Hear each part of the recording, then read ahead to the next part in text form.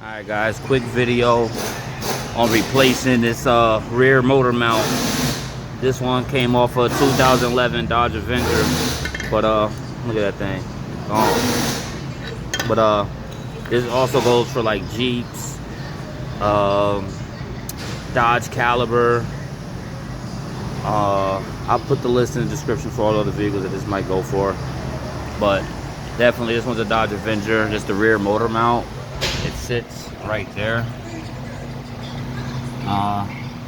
It's kind of easy to get out, kind of a bitch a little bit. It's gonna help you out. This bolt, definitely easy. This bolt, obviously, definitely easy.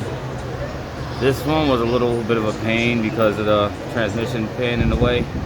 Just get you a ratchet with a small 16, come in through this way, and you'll get enough room right here to break it loose.